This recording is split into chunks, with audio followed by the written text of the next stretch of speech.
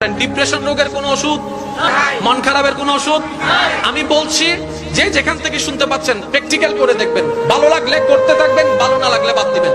আমি প্র্যাকটিক্যাল করেছি সেটা আপনাদেরকে বলছি।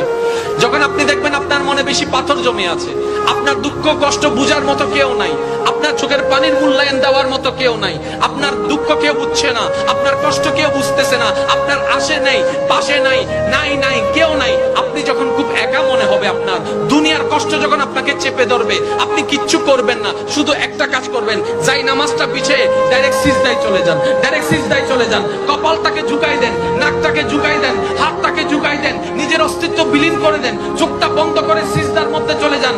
আল্লাহর ওয়াস্তে করে বলছি, কিচ্ছু পড়া লাগবে না, শুধু সিজদার মধ্যে পড়তে থাকেন, সিজদায় পড়ে থাকেন, কান্না করতে থাকেন। ওনাকে বুঝান যিনি আপনি না বললেও সবকিছু বুঝে, ওই রবকে জানান যিনি আপনি না জানালেও সবকিছু জানে। দুনিয়ার মানুষ তো আজকে বললে কালকে চুপ উল্টাই ফেলে, ব্ল্যাকমেইল করতে শুরু করে। রব তো সবকিছু জানার পরেও দোষ গোপন করে রেখেছে। ওই রবের দরবারে সবকিছু বলতে থাকেন, 1টা মিনিট 2টা মিনিট 3টা মিনিট, দেখবেন আপনার সমস্যা তখন সমাধান না হলো অন্তরে এমন একটা শান্তি লাগবে যেটা আপনার পৃথিবীর কোথাও খুঁজে পাবেন না। সুবহানাল্লাহ।